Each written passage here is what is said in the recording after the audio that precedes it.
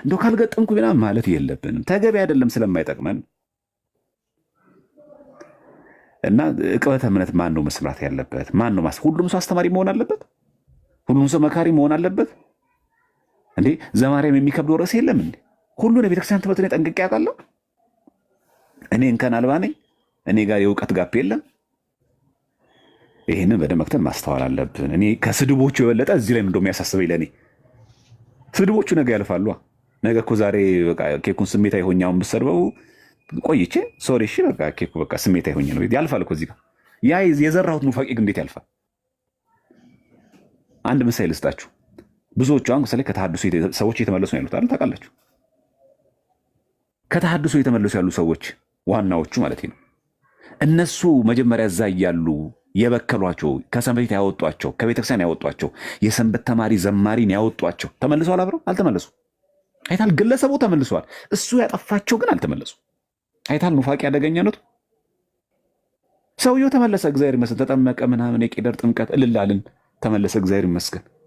እሱ ግን እዛ እያለ የበከላቸው ከቤተክርስቲያን ያወጣቸው ልጆች ግን ይዟቸው አልመጣ። እነሱ እዛ ቀርተዋል።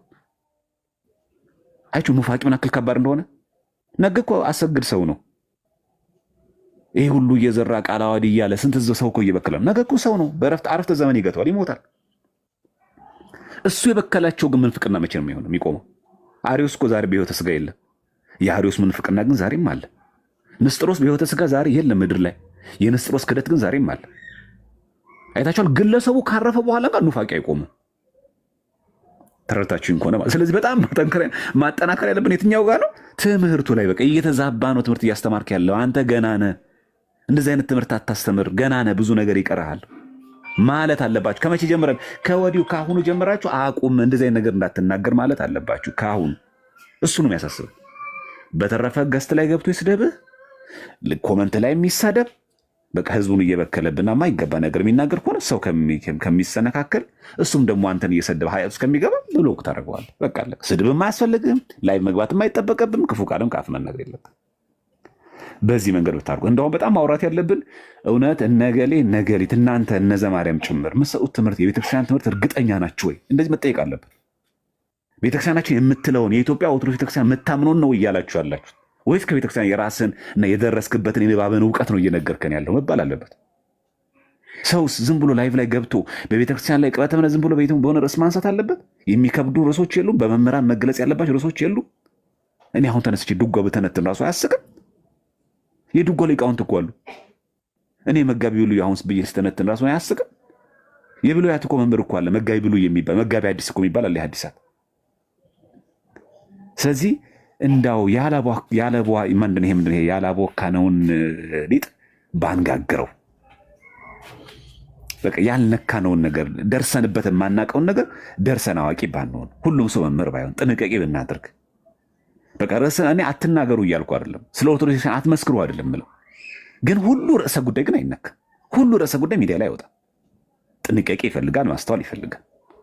ለምንድነው ይሄን የምናደርገው? አንደኛ ለራሳችንን ለትምህርታችን መጠንቀቅ ስላለብን፣ ሁለተኛ መናፍቃን ይችላል ተገባ ለማ ይጠቀሟታል። ታውቃላችሁ፣ ቀርጸው ቪዲዮ ሰርተው እንደሚሰሩ ታውቃላችሁ። ለእናንተ ባለፈው እንኳን ከትላንት ወዲያ ነው የዛሬ 3 ቀን ከጽጌ ስጦታው ጋር ሶፊ ጋር አይታችኋል አይደለም? ከኔ ጋር የነበረውን ነገር እነዚህ ከመናፍቃን ቤካ የሚባለው ሲቆርጥ አያችሁ፣ ጽጌ የተናገራትን ብቻ ቆርጦ የሚያወጣት።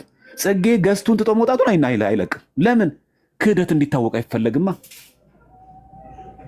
በቃ እንደዚህ አይነት ቆራጭ እነዚህ ቀጥል ምንድን ናቸው የሚፈልጉት? የሚፈልጓትን ነው የሚፈልጉት፣ ከዛ ውጭ አይፈልጉም። መስማት የሚፈልጓትን ብቻ ነው የሚሰሙት።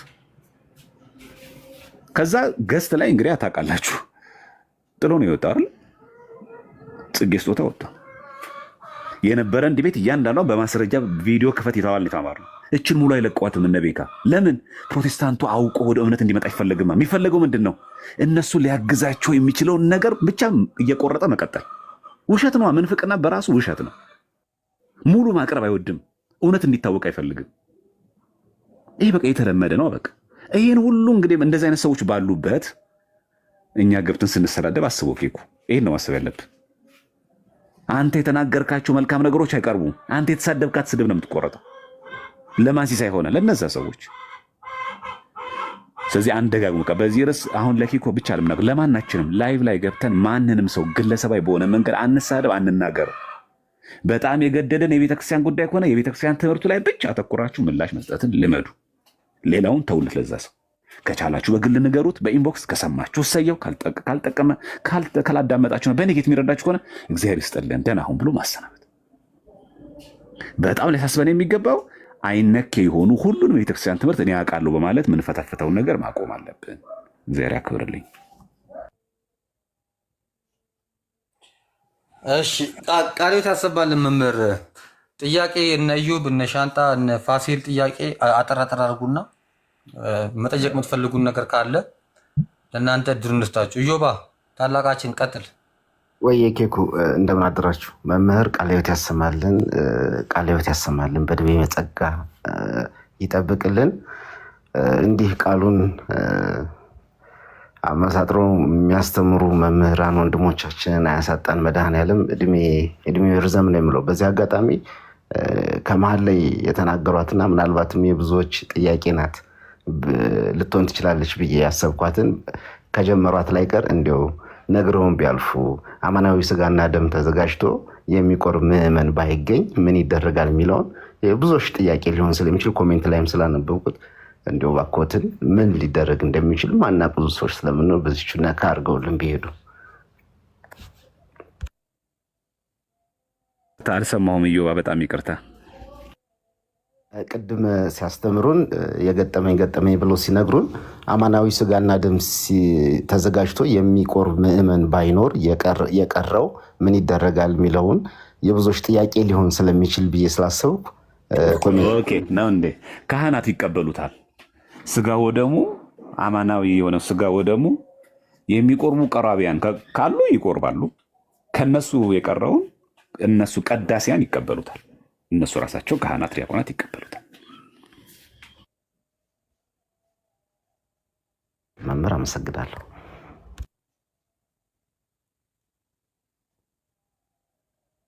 እሺ ሌላ ጥያቄ ካላችሁ ቀጥሉ። ፋሲል አለክ ለመምህር የምንነግራቸው ነገርም ካለ ሀሳብም ካለክ እኔ ቃል ሕይወት ያሰማል እግዚአብሔር ያክብርልን እላለሁ። ዲያቆን ምን ያለኝ። እሺ ሌሎቻችሁስ? እነ ናቲ ሻንጣ። እሺ ዘማሪያም ስለመጡ ስለመከሩን እናመሰግናለን። ቃለ ሕይወት ያሰማልን። እኔ በበኩሌ ጥያቄ የለኝም። ስለመከሩን ቴንኪው እናመሰግናለን። ቃለ ሕይወት ያሰማልን መምህር። እኔ ግን አንድ ጥያቄ አለኝ ለመምህር ዘማሪያም።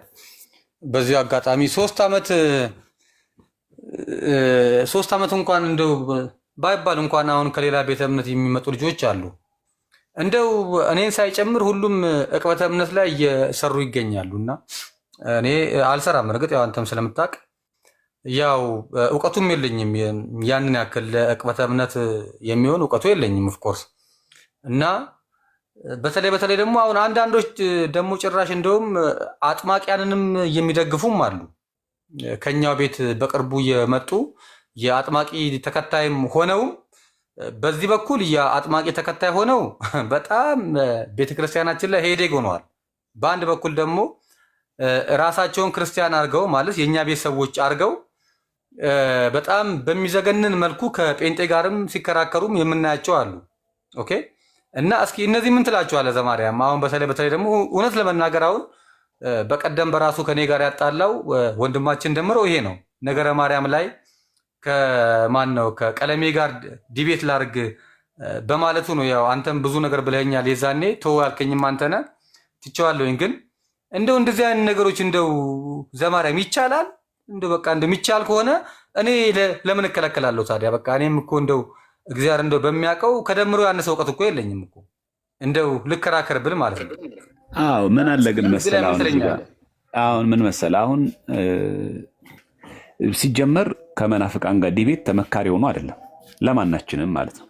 አሁን ገሌ የምንለው ሳይሆን ለማናችን ኢቭን ባለፈው ዕለት እኔ ለቀለሜ ላቀረበው ነገረ መስቀሉን በተመለከተ የተቀበልኩት በጣም ስለታበየና ከቤተ ክህነት ደብዳቤ ጽፎ ምናምን የሚመጣ ካለ እኔ ፊት የሚቆም የለም ሲል በዚህ ልክ የምትታበይ ከሆነ ምን ችግር አለው? ከመጣሽ ማርያም ታምጣሽ ብለን የመጣ ነው። ይኸው ብን ብሎ ይጠፋል። ግን ስለሚጠቅም አይደለም ብናደርገው። ለመጀመሪያ የሚቀርመን ነገረ መስቀሉ ሳይሆን ነገረ ክርስቶስ መች ተግባባንና እንዴ? በተሰቀለው ሳንግባባ በተሰቀለበት ዕፀ መስቀል እንግባባለን እንዴ? ኢሎጂካል እኮ ነው በራሱ። ልዩነት አለን ነገረ ክርስቶስ ላይ እያለን እነሱ ሮጠው ገድላ ድርሳናት የሚሮጡት ለዚህ ነው። ሲጀመር አይደለም እንደው የሊቃውንት ራሱ ሆነው ከነዚህ ጋር ራሱ መወያየት ተገቢ አይደለም። ግን ለምን እንደምናደርገው በጣም ሲታበይ አንደኛ ለእኛ ለኦርቶዶክሳውያን ልጆች የሚሰነካከሉ ስላሉ እንዲህ እውነቱን ነው እንዲህ ምናምን የሚል ሰው ስላለ ዌልካም እንዲህ ካለ የሚጠቅመን ከሆነ እናደርገው እንጂ ዲቤት አይጠቅምም። ምክንያቱም እንዳያችሁት ነው ባደረግናቸው ሌሎች ወንድሞችን ባደረጉት ዲቤቶች የምታዩት ነገር መጨረሻ አውትካሙ ምንም አንደኛ እኛም ያለነው ብሽሽቅ ውስጥ ነው ያለነው። እነሱ የሚፈልጉት ምንድነው? ቪዲዮ ቀርጾ ምናምን እዛ ያለውን ፕሮቴስታንት ወደ ኦርቶዶክስ እንዳይመጣ ማጽናናት፣ መግፋት ነው። ያው ተመልከቱ ኦርቶዶክስ ጉድ ወጣ ምናምን ብለው የእኛን ምላሽ አይቀርብም። እሱ አያደርግም። ያ ስለሆነ ከጥቅሙ ይልቅ ጉዳቱ ያመዝናል እንጂ ተረጋግቶ መረጃና ማስረጃ ብቻ እያቀረብ ከስድብ ርቆ እና ዲቤት የለም። በቃ የቀለሜ ዓላማ ምንድን ነው? ደምሮ ማስጣት ነው። ያ ነገር አለ የፈለገው እኮ ይሄንን ነው እንጂ አማናዊ ትምህርት አስረድቶ ምናምን ማሳመን አለም የፈለገው። ሲመጣ እንደዚህ ነው ዓላማው። ስለዚህ ምንድነው አሁን ከነዚህ ሰዎች ጋር ማድረግ ራሱ ሲጀመር ተገቢ አይደለም። ግን ደግሞ ካስፈለገንስ ማን ምን ማድረግ አለበት የሚለውን ነገር ማወቅ አለብን። ለምሳሌ በነገረ ማርያም ጉዳይ እኔ ዲቤት ለማድረግ ብቁ ነኝ? በዛ ጉዳይ ላይ የቤተክርስቲያን ጥልቅ እውቀት አለኝ? ይህን ራሴ መፈተሽ አለብኝ። እናንተ እኔ ከመናገራችሁ በፊት ነው የምላችሁ። እናንተን የመታችሁ እንደዚህ አታርግ፣ እንደዚህ አርግ፣ እንደዚህ አርግ ከማለታችሁ መጀመሪያ እኔ ለዛ ነገር ራሱ እኔ ብቁ ነኝ ወይ? እኔ ለዚህ ነገር ይገባል ዲቤት ባደረግ ምላሽ ልስመልስ እችላለሁ ወይ? ላብራራ እችላለሁ ወይ? ይሄንን ከመለስኩስ ደግሞ እኔ የቤተክርስቲያን ትምህርት በሚገባ ልገልጽ እችላለሁ ወይ የሚለው ነገር መታወቅ አለብን። ስለዚህ እናንተም ብቻ ሳትሆን እኔ ራሴ ማወቅ አለብኝ። ስለዚህ ዲቤቶች ብዙ ጊዜ በተለይ ደግሞ ከሌላ ቤተ እምነቶች መተን ስንገባ የቤተክርስቲያን ትምህርት በሚገባ ብንማር መጀመሪያ ቀድመን ብናቀው። እኛ ጋር ትልቁ ችግር ይሄ ነው። ይመጣል አንድ ሰው ከተለያየ ቤተ እምነት እኛ ጋር ይመጣል። ከዛ ሮጠን አውደ ምሕረት ምንድን ነው የሚያስቸኩለን? እንደዚህ ምን አስሮጠን? ቀስ ቢል ምን አለበት? ሊመሰክር ሊናገር ይችላል። እንደዚህ ሆኜ ከዚህ ሆኜ የወጣሁበት እምነት እንደዚህ ነው፣ እኔ እውነት መስሎኝ እንደዚህ ገብቼ ነበረ፣ ኦርቶዶክሳዊ እምነት በዚህ መንገድ አግኝቼ ሊመሰክር ይችላል። ግን የቤተክርስቲያን አማናዊ ትምህርትን ግን ለማስተማር የቤተክርስቲያንን ግን ጥልቅ የሆነ ነገሯን ትምህርቷን ግን በሚገባ ለማውራትና ለመተንተን ግን ይሄ ሰው ብቁ ነው ወይ የሚለው ነገር መተንተን አለበት፣ ማወቅ አለበት። እና ባንቸኩል በቃ ሰው ከተለያየ ከኑፋቄ ከክደትና ሲመጣ ሮጦ እንትን ባይሰጠው ነገር ሃይማኖት ትምህርት ለማገር ሮጦ ባይሰጠው ጥሩ ነው ባይነኝ። እኔ በግሌ መክሮ እሱን በቃ ለማስተማር ባይቸኮል፣ ለአውደ ምሕረት ባይቸኮል ይደርስ የለም ምን ችግር አለ? ይመጣል እኮ ሲመጣ የዛን ጊዜ መማር ይቻላል። ግን ሮጠንኛ ትምህርቱን እናስተምር እንደዚህ እናድርግ ትምህርቱ መስጠት ያለበት ምናምን ባንል ብንቆይ ለሁሉ ነገር ችኮላ ባይኖር በጣም ጥሩ ነው ባይነኝ። ይሄ የኔ ግላዊ ምክሬ ነው። ምክንያቱም አደገኛ ስለሆነ ብዬ ነው።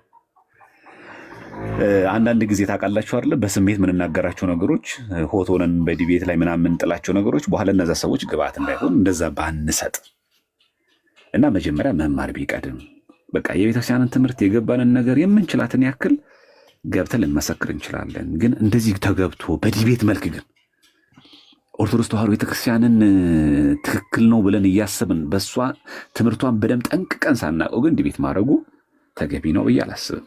አክቹዋሊ በአንድ በኩል ደግሞ ስታስበው እንግዲህ ገብረ ሚካኤል ኬኩ እንደምታውቀው ለቀለሜ ዝግጅት የሚያስፈልገው ሰው አይደለም። እውነት ለመናገር ያው እዛዚህ ስለሚያጣቅስ ምናምን ያው የሚወሸቅባትን ጫካ ስለምናውቃት ከዛ ውጭ ከገድል ከድርሳን አይወጣ መጽሐፍ ቅዱስ ጠቅሶስ መቼ ሳይናገር ታውቀዋለህ። ከዚች ዘሎ ይገባል። እሱ ዝግጅት አይፈልግም ነው። ለእሱ አሁን እውቀት የሚፈልግ ነገር አለ። ስለዚህ ነገ ሊሄዱለት ምናምን እውቀት የሚጠይቅ ነው ብለን አይደለም የምንናገረው። ግን በዚህ መሀል ላይ እሱ ድራማ ፖለቲካ እንዳይሰራ ሰርቶም ደግሞ ለቤተክርስቲያን ልጆች መሰናክል እንዳይሆን ራሳችን ለመጠበቅ ካለን ብቻ ሀሳብ ለዛ ተፈልጎ ስለሆነ ይሄንን ባንጠቀም ጥሩ ነው። አጥማቂያንን በተመለከተ በተደጋጋሚ ጊዜ ስላነሳን እንግዲህ ጆሮ ያለው መስማትን ይስማ። እንግዲህ በህመን ያለን ፈውስ ምንፈልግ ሰዎች ቤተክርስቲያን ይሄው ጠበል አላት። ሂዱና ጠበል ግቡ። ሂዱና ከፈለጋችሁ ሱባኤ ግቡ። በቃ ቤተክርስቲያን የፈውስ ቦታ ናት። የድነት አታስከፍልም፣ በነፃ ነው። መምሬ ገሌ አባ ገሌ አትበሉ። ለማጥበቅ በነገራችን ላይ ግድ የሚያስፈልገን የክርስትና ጥምቀት ላይ ካህን ያስፈልገናል። ካህን የሚያስፈልገው ያ ነው። በግሌ ይህን ውሃ አምጣና ዝም ብለህ ክፈተው፣ እኔ ዝም ብዬ እጠመቃለሁ፣ እዚህ ወራጅ ውሃ አለ፣ እዚህ ጋር ጠበል፣ በሱ ነው የምንጠመቀው። የክርስትና ማለት አይቻልም። የክርስትና ጥምቀት በ40 በ80 ቀናችሁ የምንጠመቀው ጥምቀት የግድ ቄስ ይፈልጋል። የግድ በቄስ ነው ጥምቀት የሚፈጸመው። ሚስጥረ ጥምቀት የሚፈጸመው ያ ነው። ለፈውስ ግን ሄደን ጠበል ቦታ የምንጠመቀው የግድ ጠበል እንትን ቄስ አያስፈልገው፣ አጥማቂ አያስፈልጉም። የግድ በቃ ጠበሉ የፈለቀበት ጠበሉ የሚጠመቅ ቦታ ላይ አሉ እኮ አጥማቂ የሌላቸው እኮ ጠበል ቦታዎች እኮ አሉ። ገብተን የምንጠመቅባቸው እኮ አሉ። የግድ ካህን የሚጠይቀው የትኛውን ነው? የክርስትና ጥምቀት ሚስጥረ ጥምቀት ሲፈጸም የግድ በካህን ነው የሚፈጸመው። ስለዚህ አንዳንድ ጊዜ በመምሬ ገሌ የቆረብኩት እኮ እናንተ እንደዚህ ጠላት ሆናችሁብን፣ መምሬ ገሌ እኮ ናችሁ እንደዚህ ቆራቢ ያደረጉኝ ምናምን ነገር የምትሉ ሰዎች ይኸው ቆረቡ። አሁን እሳቸውን አይችን የቆረብኩ ምትሎች አሁን ቁርባን አልሰማችሁም? እስከዛሬ ድረስ አልሰማችሁ ነበረ? ጠበል እንደሚፈውስ ከዚህ በፊት አልሰማችሁም? አላያችሁ ነበረ? ቤተክርስቲያን ስለ ፈውስ አላስተማረችም? የሚካኤል ጠበል አጠገባችሁ የለም? የቅዱስ ዮሐንስ መጥምቅ ጠበል የለም? የእግዚአብሔር አብ ጠበል ሰፈራችሁ ላይ የለም? እምነት ካለ እኮ ያድናል። የኛ እምነት ማነስ እንጂ።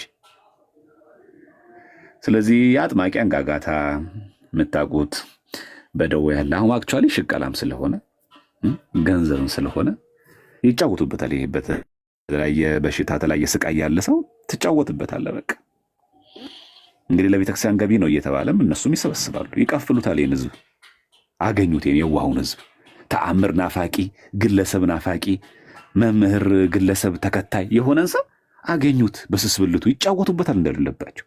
ማን ይከለክላቸዋል? ሲፈልጉ ስዕላቸውን ያስሉበታል። ምን የማይሰሩበት ነገር አለ? መቼ እንደምነቃ አላቅም። እኔ መቼ እንደምነቃ አላቅም። እንዴት እንደማያሳዝነን ማለት ነው። እነገሌ እኮ ስገዱን ያሉት፣ እነገሌ እኮ ጹሙን ያሉት። ይኸው ስገዱ። ፍትሐ ነገሥት ላይ እኮ አለ ስገድ። አንቀጸ ጾምን አንቀጸ ጸሎትን ተመልከት። ስገድ ይላል እኮ። የዕለት ጠዋት የሚጸልይ ጸሎት ከነ ጸሎቱ አይነት ፍትሐ ነገሥት ላይ የለም? ባህታዊ ገሌ እኮ አይደለም የነገረን እኛን። መምሬ ገሌ እኮ አይደለም የነገሩን እኛን። ፍትሐ ነገሥት ላይ እኮ ተጽፏል። የቤተክርስቲያናችን የሕግና የሥርዓት መጽሐፍ ላይ እኮ አለልን ምን እንደሚጸለይ የጠዋት ጸሎት። ፍትሐ ነገሥት አንቀጸ ጸሎት ላይ ግቡና እዩት። የጠዋት ጸሎት ምን እንደሚጸለይ ጭምር ከነዝርዝሩ አለ። ስንት ስግደት እንደሚሰገድ ጭምር አለ። ልብ ካለ ግባና የው። እናንተ እኮ ጾሙና ጸልዩ ነው የምትሉት። ስገዱ እኮ ኧረ ስገዱ ይላል። አታስመስሉ። ቤተክርስቲያን ያላለች አታስመስሉ። አሁን የመጣን መጤ መምህራን እኔን ጨምሮ ማለት ነው ሚዲያ ላይ ስለወጣን ክርስቶስንና ቤተክርስቲያን የገለጠን አታስመስሉ። ቤተክርስቲያን መጀመሪያም አማናይት ናት። እኛ ሰዎች ነን። በዘመን ነው የምንገደበው። ዘማርያም ያልነበረበት ጊዜ አለ፣ የማይኖርበት ጊዜ አለ። ሰው ነው በቃ በዚህ ምድር ላይ ነው ያለነው።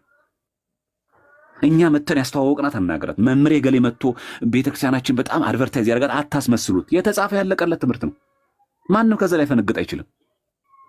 ጾማችን ይታወቃል፣ ጸሎታችን ይታወቃል፣ ስርዓታችን ይታወቃል። ከነ ጸሎት መጽሐፉ ጭምር ነው ፍትሐ ነገሥት ያስቀመጣል። ስለ ስግደት ጭምራለሁ እንዴ። ሶፍት ኮፒ እኮ አለ ፍትሐ ነገሥት። አንድምታው እኮ አለ ፍትሐ ነገሥት። ስለዚህ ቤተክርስቲያን ያላለችውን ያላስተማረች አስመስሎ ማቅረብ ተገቢ አይደለም ይሄ።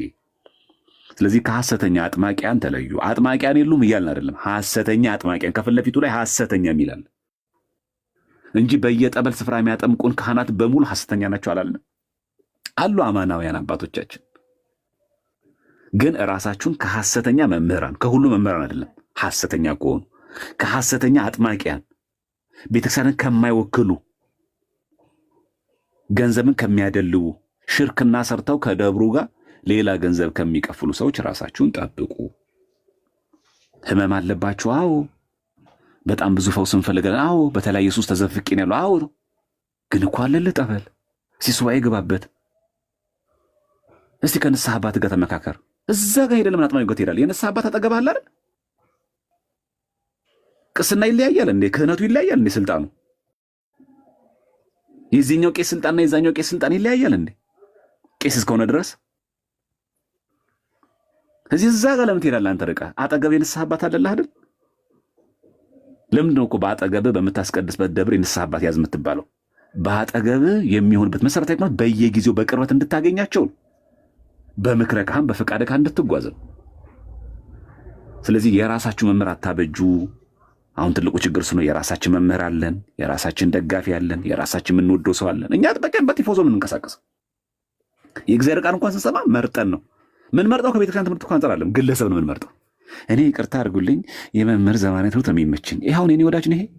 ይሄ አሁን የቤተክርስቲያን ወዳጅ ነው። በቃ የቤተክርስቲያን ትምህርት ካስተማርኩኝ ሁላችሁ ውደዱኝ፣ ከቤተክርስቲያን ትምህርት ካወጣሁኝ ሁላችሁም ጥሉኝ። አለቀ። መስፈርቱ መሆን ያለበት ይሄ። እኔ የሚመችኝ እያለን እየመረጥ የግል መምህር አለን፣ የግል አጥማቂ አለን።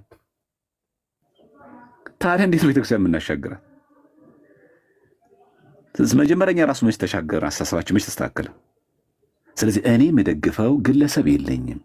የቤተክርስቲያን ትምህርት እስካስተማራችሁ ድረስ ሁላችሁ ወንድሞቼ ናችሁ፣ ሁላችሁ እህቶቼ።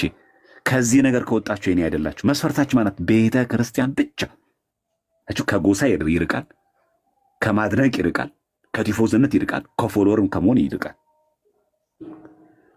ስለዚህ ቤተ ክርስቲያንን እዩዋት፣ ተመልከቷት። በቃ መንፈሳዊ ሕይወታችሁን ግሩ። አረ ከዛም አልፎ አሁን ደግሞ የኢትዮጵያ የዓለም ብርሃን ናት የሚል ማህበር አለ። አረንጓዴ ቢጫ ቀይ ደጅ ላይ ስቀል ይህንን ስዕል ኮድ የሰቀለ ሰው ይጸድቃል፣ ይድናል። አረ ስንት የሚጫወትብን ሰው አለ። በጣም ነው የሚገርመው። ኢትዮጵያ የዓለም ብርሃን ናት አይደለችም። ኢትዮጵያ የዓለም ብርሃን አይደለችም። ይህ ማወቅ አለብን። ምንድነው ኢትዮጵያ የዓለም ብርሃን? ምንድን ያደርጋት? አማናዊ ትምህርቷ የያዘችዋን ኦርቶዶክሳዊ ትምህርቷን ትውፊቷን ለዓለም መስበክ አለባት ከሚል አንጻር ነው አይደለም። እንደዛ ቢሆን እኮ እሰየው። አይ ከዚህ አንግል ነው እንደዚህ ያሉትን ለመባል እኮ ይሆናል። ምክንያቱም ሐዋርያትም ቅዱሳንም የዓለም ብርሃን ተብለዋል በትምህርታቸው በአማናዊ ወንጌል ይሄንን አልጫ የሆነውን ዓለም ስለሚያጣፍጡ በዛ ሴንስ ነው እንደዛ እያሉ ያሉት። እኛ እኮ ተስፋ የምናደርገው እኮ ቴዎድሮስን አይደለም። ይመጣ ብለን እኮ ተስፋ የምናደርገው እኮ መድኃኒዓለም ክርስቶስን ነው። የእኛ ተስፋችን እኮ እሱ ነው። ቴዎድሮስ ምድራዊ ንጉሥ ነው ቢነግስ ቢመጣ። ክርስቶስ እኮ ሰማያዊ ንጉሥ ነው። ቴዎድሮስ ቢመጣ እዚሁ ነው የሚቀረው። ጌታችን እኮ እዚህ አይቀርም እኮ ይዞ ነው የሚሄደው። ስለዚህ ከቴዎድሮስ የሚበልጥ እዚህ አለ። እሱ ማን ነው? ጌታችን ክርስቶስ። እሱ ነው ተስፋ የምናደርገው። እና ኢትዮጵያ ትንሣኤ ይቀርብላታል። አዎ ያድርግልን። የተረጋጋ መንግስት፣ የተረጋጋ ሀገር፣ ሰላማዊ በሰላም ወጥተን የምንገባበት የኑሮ ውድነቱ ቀሎ ሁላችን ጠግበን የምንኖርበት ነው ያምጣልን። ማን ይጠላል? ያርግልን። ደሞዝ ጨምረን ምናምን እንደው ያለን ጭንቀት የምንኖርበት ዘመን ያርገው። ማን ይጠላዋል ይሄንን? ይሄ ግን በናፍቆት ይሆናል። ይሄ ግን በማህበር በማደራጀት ይሆናል። የሰላም መንግስት መጣ እኮ እኛ ራሳችን ከእግዚአብሔር ጋር ስናስታርቅ ብቻ ነው። እሺ ብትሉ የምድርን ፍሬ ትበላላችሁ፣ እምቢ ብትሉ ግን ሰይፍ ይበላችኋል። የሚወሰነው እኛ ጋር ነው። አሁንም እግዚአብሔር አሁንም አለ። እሺ ብለን በተዛዙ በፈቃዱ ከያዘ የምድር ፍሬ እንበላለን። የሀገራችንን እድገት ማየት እንችላለን። ለምን? እሺ ካል ነው። ምን ማለት ነው? በህጉ በትእዛዙ ከሄድን ማለት ነው። እምቢ ካልን ሰይፍ ይበላናል። ሰይፍ የተባለው ዘረኝነት፣ ሰይፍ የተባለው ኃጢአት፣ ሰይፍ የተባለው መበላላት፣ ይኸው እርስ በርስ መጫረስ ይበላናል። መፍትሄ የሚሆነው ከእግዚአብሔር ጋር ራሳችን ብቻ ማስተካከል ነው። ከዛ ደገኛ ንጉሥ ያመጣልናል። ያርግልን። ማን ይጠራል? የተረጋጋ ሀገር እንወዳለን። ያርግልን። እና ምዕመኑን አናታለው። ከቤተ ክርስቲያን ውጪ ድህነት የለም።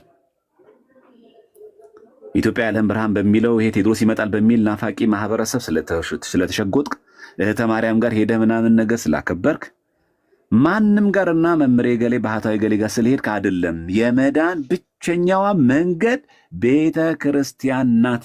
ከቤተ ክርስቲያን ውጪ ድህነት የለም። የተጠመቅነው ቤተ ክርስቲያን ነው። ሜሮን የተቀባነው ቤተ ክርስቲያን ነው። የቆረብነው ቤተ ክርስቲያን ነው። ልንወልድ ብለን ብንወልድም ክርስትና የምናስነሳው ቤተ ክርስቲያን ውስጥ ነው። ስናገባም የምናደርገው ቤተ ክርስቲያን ነው። ስንሞትም ፍትሐታችን በቤተ ክርስቲያን ነው። ከዚህ ውጪ ድህነት የለም። ከሞትም በኋላ እንኳን የሙት ዓመት መታሰቢያ እንኳን ዝክር ፍትሐት የሚደረግልን የሞት መታሰቢያው በቤተ ክርስቲያን ብቻ ነው። ስንሞትም የምንቀበረው ቤተ ክርስቲያን ውስጥ ነው። ከቤተ ክርስቲያን ውስጥ ህይወት የለንም። በቃ ማናችንም። ከዚህ ከቤተ ክርስቲያን የሚያገሉን አጥማቂያን፣ ከቤተ ክርስቲያን የሚያገሉ መምህራን ልንጥርቃቸው፣ ልንጠበቅባቸው ይገባል። እግዚአብሔር አምላክ ከድፍረት ኃጢአት ይጠብቀን። የድፍረት ኃጢአት ማለት የማናውቀውን ነገር እንደምናውቀው አስመስለን በድፍረት ከመናገር፣ ያልተማርነው ነገር እንደተማርን አድርገን ከመናገር እግዚአብሔር አምላክ ይጠብቀን። ከወዳጅ ጠላትም ሁላችን የሚሰውረን፣ በሰው እጅ ከመውደቅ የሚታደገን፣ ሁላችን ከነ ማህተባችን ለክቡር ሞት ያብቃን። ወስብሐት ለእግዚአብሔር። ደህና ዋሉ። ቃልዮት ያሰማልን መምህር፣ ቃልዮት ያሰማልን። በጣም ነው የምናመሰግነው በእውነት መጥተው ለጥያቄዎቻችን ምላሽ ስለሰጡን በእኔ ቤት ልጆች ስም ላመሰግን ወዳለሁ። ስራ ላይ እንዳሉ አውቃለሁኝ። የስራ ሰዓት ነው። እኔም ራሴ ቀረውኝ፣ አንድ ፕሮግራም ነበረብኝ ቀረውኝ ማለት ነው። ማለዳ ጥያቄ አለ መሰለኝ ማልያ አይደለ? ጥያቄ እንቀጥልሽ። አንድ ጊዜ ብቻ መምህር አንድ ጥያቄ አለ እያለ ነው። እሺ ቀጥል ቀጥል። ለአንተ ከሆነ ችግር የለውም። ቶሎ በል ግን አጠር አድርገው ወይ ደግሞ እኔ ስለ አጥማቂያን ጋር ተያይዞ በተነሳው ጉዳይ ላይ እና ከሳቸው ከካህናቱ ሳይሆን አብረው እነዚህ ሰንሰለት ይዘው ወይም ደግሞ ጧፍ ይዘው የሚጋረፉ ልጆች አሉ። ደህና ወጠምሻ ማለት ንቅንቅ የማያደርጉ ማለት ነው። እና እነዛስ ቤተክርስቲያን ወይ እዛ ያሉበት ልጆች ተፈቅዶላቸው ነው? በምንስ ካሪክለም በምንስ እንትን ነው እዛ ቦታ ላይ የተቀመጡት? ምንስ ስልጣን ተሰጥቷቸው ነው ከቤተክርስቲያን አስተምሮ ጋር? ምን አለ መሰለ ወንድሜ፣ አሁን እኮ ሁሉም መምህር ሆነ፣ ሁሉም ስርዓት አስከባሪ ሆነ። እንደውም አይታችሁ ከሆነ ክብረ በዓል ንግስ ወይም ጉባኤ በሚሆንበት ጊዜ ድንገት አንድ ልጅ ጸጉሯ ትንሽ የሚታይ ከሆነ እንትን አስከበሯለም እንደዚህ ማህበራት ምናምን ሆነው እንደዚህ ሰላም የሚያስከብሩ ምናምን ስርዓት የሚያስከብሩ ሄደው ልጅቷን ነጠላውን ምንጭረው በትክልበሽ ምናምን ቤተክርስቲያን ሰዓት አይደለም። ሁሉም እኮ መምህር ሆነ። እንደዚህ እኮ አይደረግም። እህቴ ይቅርታ ነጠላውን ሸፈን አድርጊው ራስሽን ማለት አይቻልም። እህቴ እንደዚህ እኮ አይለበስም። ረጅም ነጠላ አምጣልሽ። አዲስ ክርስቲያን ብትሆንስ? ለቤተክርስቲያን ስርዓት እየተቆረቆረ ነው። ልክ ነን። ግን የምናደርገበት መንገድ ምንድን ነው? አሁን የችግሩን ምንጭ ነው የምነግርህ። አሁን ሁሉም አሁን ትንሽ በቃ ጽዋ ማህበር እንደዚህ ዝክር እነዚህ የሰፈሩ የተደራጁ አንዳንድ ደገኛ ልጆች አሉ። በአንጻሩ ደግሞ ፈተና የሆኑ ሰዎች አሉ። ደርሶ አስከባሪ፣ ደርሶ ሊቅ፣ ፍትሐ ነገሥትን እንኳ አይቶት አያውቅም። ምን እንደሚባል እንኳን አያውቀው። ግን የቤተክርስቲያን ስርዓት አስከባሪ ነው። ታያላችሁ የጥምቀት ቀን እንዴት እንደሚሆኑ ባላባት ናቸው። ምን እንደሚናገሩ እንኳን አያውቁም። እኔም አንድ ቀን ወግ ደርሶ ሙልጭ ተሰድብ ያለ ደህና አድርጎ ማለት ከዝም ነው የምትሉት። ጥምቀተ ባህል ላይ እኮ ነው። ወደዛ ዲያቆን ወደዛ ተጠቃ ምናምን አለ። በቃ ምን ታደርገዋለህ? ይሄ ብቻ አይደለም። የጥምቀት ስርዓታችን ራሱ አንድ ሰው በነገራችን ጥምቀት ሲጠመቅ በወንዶችም በሴቶችም ሲጠመቅ ራቁት ጥምቀት በቤተክርስቲያን ስርዓት አይፈቀድም። ግን አሁን ሁሉም ጠበል ቦታ ላይ አይታችሁ ከሆነ የሚጠመቀው ሰው ራቁቱን ኢቭን የውስጥ ልብሱን በሙሉ አውጥቶ ነው የሚጠመቀው። ኢየሩሳሌም ብትሄዱ፣ እስራኤል ብንሄድ፣ እስራኤል ላይ የዮርዳኖስ ወንዝ ሰው ሲጠመቅ መጀመሪያ ሻወር ትወስዳለህ፣ ትታጠባለህ። ምክንያቱም ሻወር አይደለም ጠበል። ከዛ ቀጥታ ደግሞ መጠመቂያ ያለ ልብስ፣ ነጭ ልብስ እንደ ካኪ ነገር እሱን ለብሰ ነው የምትጠመቀው። ራቁተን ብትገባ የእስራኤል ወታደር አይለቅህም። አይቻልም። በእኛ ቤተክርስቲያን ራቁት አይፈቀድም። የመጠመቂያ ልብስ አሁን ይከብዳል። አሁን እኛ ብናሰራ አሁን ማህበራት የሁሉ የቆሙት ልብስ አውልቅ ምናምን ከማለት ንጹህ ልብስ ለብሶ ከመጣ ሙሉ ልብሱን ያውልቅ፣ ግን ከላይ ደግሞ የሚለብሰው ከዛ በዛ ላይ ልብሱ ይፍሰስ፣ በዛ ላይ ጠበሉ ይፍሰስ። ለእያንዳንዱ ቢኖረው የራሱ ልክ ቲሸርት እየሸጥን አይደል እንዴ? ቲሸርት እየተነገደ አይደል እንዴ ያለው? በቲሸርት ስራ እየተሰራ አይደለም እንዴ ያለው? መጠመቂያ ቢሰራበት ምን ችግር አለው? ቢደረገት ምን አለው? እና ይሄ ነገር እኛ ጋር በጣም ጋፕ አለው። ስለዚህ አሁን ከዚህ ተነስታችሁ ጠበል ቦታ ላይ በጧፍ የሚጋረፉ አሉ። አይፈቅድም። ቤተክርስቲያን ስርዓት ማነው ገራፊ ያደረጋቸው?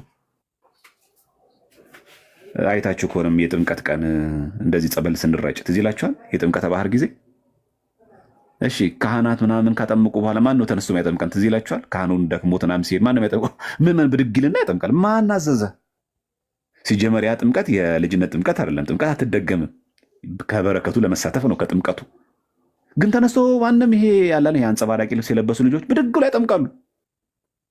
ኧረ ብዙ ጉድ ነው ያለብን እኮ። በጣም ብዙ ደፋር ሰዎች ነው ያለ ነው። ለዛ ነው ችግሩ ወንድማችን። ስለዚህ በአጭሩ እዛ ቦታ ላይ ያንን አጥማቂ ይዘው ጧፍ ያዘው። ሲጀመር ቀጣሪዎቹ እነማን ናቸው? እነዛ አጥማቂዎቹ እኮ ናቸው። ወጠምሻ የሚያክል ይሰበስባሉ፣ ያጠምቃሉ፣ ቁጭ በል ምናምን ይላሉ፣ በጧፍ ይጋረፋሉ፣ አብረው አሉ እዛ ላይ።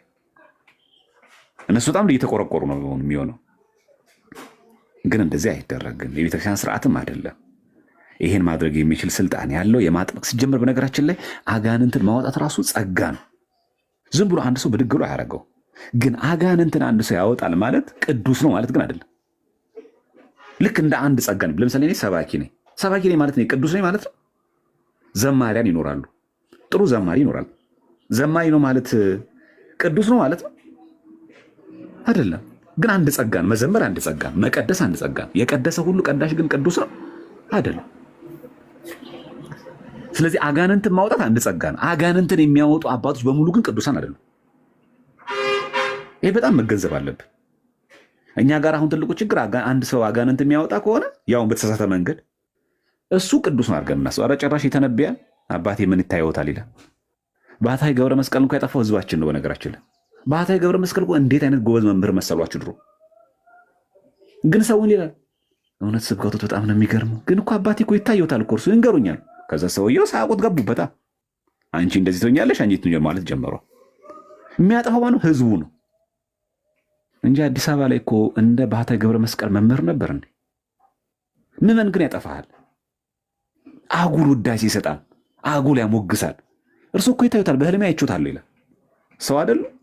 ሲደጋገም አይ የለም ተሳስታችኋል፣ ተስተካከሉ።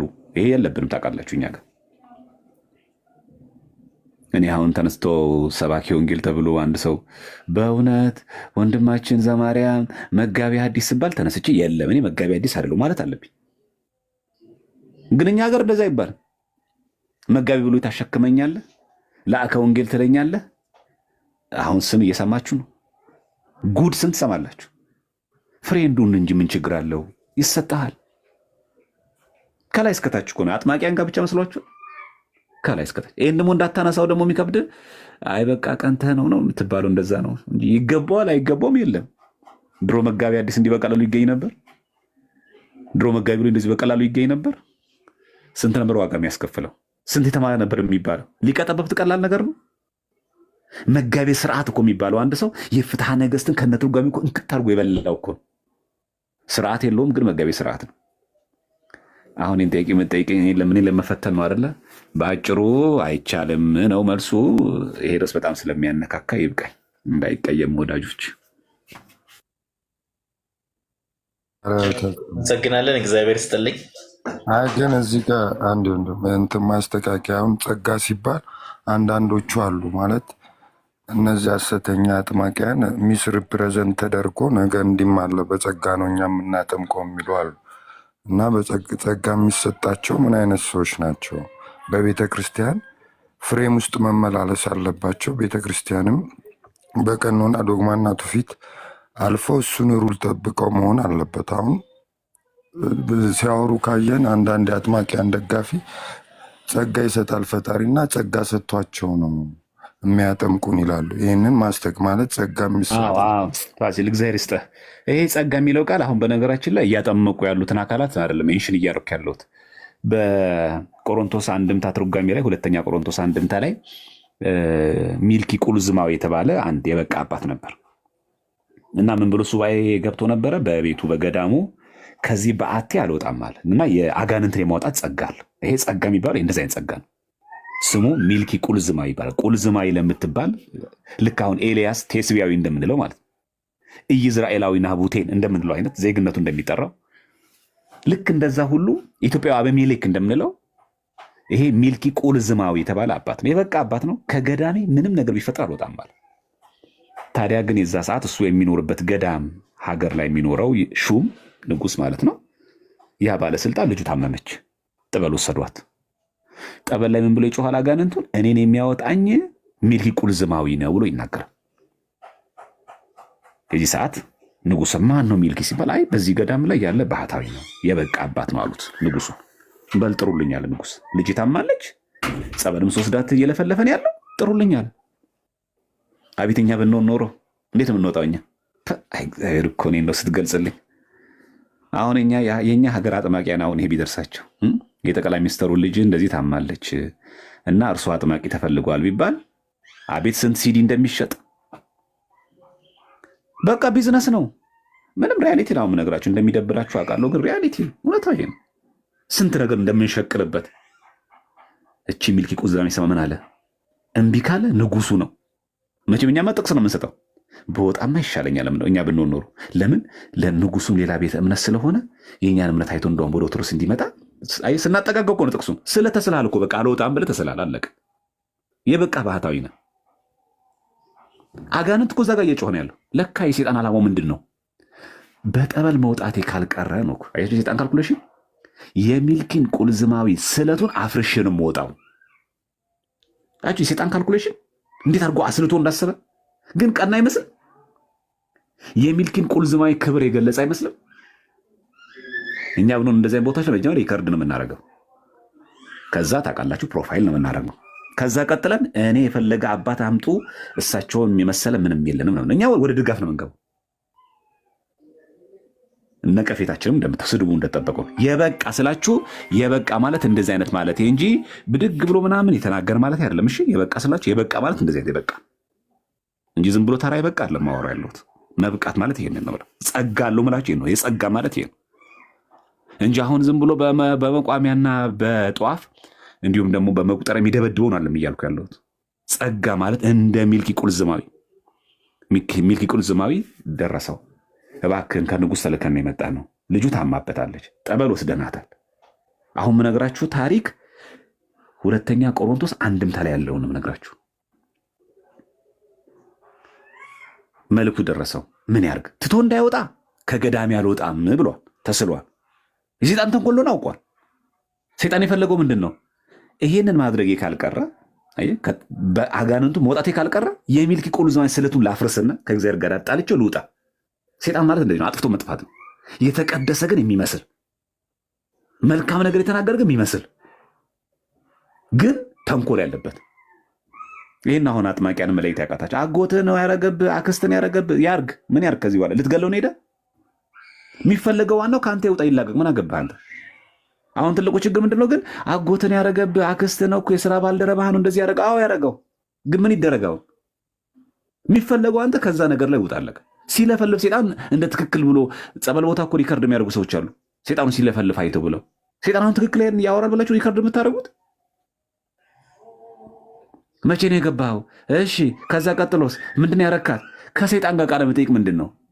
ምን እውነት እንዲያወራ ነው? መቼ ነው ሴጣን እውነት የሚያወራው? ሲጀምር ምን አይነት ቃለ መጠይቅ ነው ከሱ ጋር የምናደርገው? ውጣ እንዴ! ጌታችን አጋንንትን ሲያወጣ ምንድን ነው ያሉት? የእግዚአብሔር ልጅ ክርስቶስ ሆይ ልታጠፋን መጣህን ሲሉት ድገሙት እኮ አይደለም ያለው። እንዴ እዛ ጋር እኮ የጸራቢው ልጅ እያሉት ነው አይሁድ። ይሄ እኮ የዮሴፍ ልጅ ነው እያሉት ነው ማለት እኮ የነበረበት እኮ እንደኛ ሐሳብ ከሆነ ወይ ድገሙት። አያችኋል አይሁድ እናንተ የዮሴፍ ልጅ እያላችሁኝ የጸራቢው ልጅ ያላችሁ አጋንንት የሚመልሱልኝ መልስ ስለሚያውቁኝ ነዋ። ይኸው የእግዚአብሔር ልጅ እኮ ብለውኝ አላለም ጌታ። ምንድን ያለው? አርምሞ ተፈጸም፣ ዝም ብለው ውጣ ነው ያለው። የአጋንንት ምስክርነት አይሰጥማ። የአጋንንት ምስክርነት አይወሰድማ። ድገሙት አላለም። እየሰማችሁ ነው። ደቀ መዛሙርት አይታችኋል ማን እንደሆንኩኝ የእግዚአብሔር ልጅ አለው አላለም። ዝም በልና ውጣ። ለምን? የሰይጣን ምስክርነት አይወሰድም። ጸበል ላይ የሚለፈልፈው ምስክር ተወስዶ ሪከርድ አይደረግም። ሪከርድ ተደርጎ እንደ እውነተኛ ነገር አይወሰድም። ከለፈለፈስ ሊለፈልፍ ይችላል። ምን ማድረግ አለበት? አጥማቂው ዝም በልና ውጣ ማለት አለበት። ዘሴሚሱ እንደዛ ማለት ነበረባቸው። ዝም በልና ውጣ። እና ሚልኪ ቁልዝማዊ ሲደርሰው ደብዳቤው ንጉሱ እየጠራህ ነው፣ ልጁ ታማበታለች፣ ጸበል ቦታ ደግሞ ሴጣኑ እያለ ያለው ሚልኪ ቁልዝማዊ ካልመጣ አልወጣም ብለዋል። አሁን ከወጣ ስለቴን ላፈርሳል አለ። የበቃ አባት ነው። አሁን ከቀረው ደግሞ ንጉሱ ላይ ኮርፋ አይደል? ሁለቱ እንዴት ነው የሚያቻችለው? ወረቀት ጻፈና እችን ንገሩት፣ ልክ አጋንንቱ አሁን ድጋሚ ስታጠምቋት ከጮኸ በሚልኪ ቁልዝማዊ አምላክ ስም ውጣ ብሎሃል ብላችሁ እችን ደብዳቤ አንብቡለት ብሎ ወረቀት ጽፎ ሰጣቸው። ያችን ወረቀት ይዘው ሄዱ። ጠብሎታ ሲያስገባት ልጅቷ ጮኸች። ሚልኪ ቁልዝማዊ ነው የሚያስወጣኝ፣ ከሚልኪ ውጭ ማንም አያስወጣኝ ብላ ስትጮህ ያችን የተጻፈች ደብዳቤ አነበቡለት። በሚልኪ ቁልዝማዊ አምላክ በእግዚአብሔር ስም ውጣ አሉት። አጋንንቱ ወጣ ይላል። አይታችኋል። ስለቱንም አላፈረሰም ከገዳሙ ሳይወጣ፣ አጋንንቱንም አወጣው። ጸጋ ምላችሁ አጋንንት እንደዚህ አይነት አጋንንት የማውጣት ጸጋ ያላቸው ማለት እንደዚህ ነው እንጂ አሁን እኛ ጋር ያሉት ምናምን ነገር ይሄ በጠዋፍ ምናምን እየደበደቡ ያሉትን አይደለም ነው እያልኩ ያሉት። እንዳትሳሳቱ። ጸጋ የሚባሉ ልክ እንደዚህ የተለዩ ልክ እንደ ሚልኪ ቁልዝማዊ የበቃ ቅዱስ ነው። ፕላስ ደግሞ አጋንንትን የማውጣት ጸጋ አለው። ግን ስለቱን የማያፈርስ ሲዲ ያልሰራ አጋንንት በማውጣቱ ሽቀላ ያልሰራ በወረቀቱ በትልቅ ባነር አሰርቶ ይሄው አይታችኋል ያሰረኩ የሰራው ነው የማይመጻደቅ ከበዓቱ የማይወጣ ዛሬ እኮ ያስቸገረን ከበዓቱ እየወጣ ከገዳሙ እየወጣ ባህታዊ ነኝ አጥማቂ ነኝ የሚለን ነው። እውነተኛ አጥማቂ ከሆነ እንደ ሚልኪ ቁልዝማዊ ነው፣ ከገዳሙ አይወጣም። እግዚአብሔር ይስጥልኝ።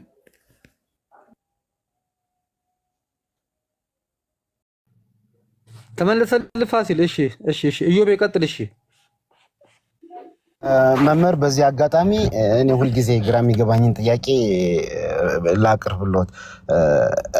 በእኔ መረዳት እና በእኔ መገንዘብ የድህነት ጸበል ልጸበል ስፈልግ እኔ ቤተክርስቲያን አልመርጥም። ይሄ የፐርሰናል አቋሜ ነው እና ብዙ ጊዜ ግን የምሰማው ምንድን ነው ከዛኛው ቤተክርስቲያን ጸበል ካልሆነ ከዚህኛው ካልሄድኩ ከዛኛው ካልሆነ የሚባል ነገር አለ። ይሄ ነገር እስከ ቤተክርስቲያናዊ ትምህርት አንጻር እንዴት ነው የሚታየው?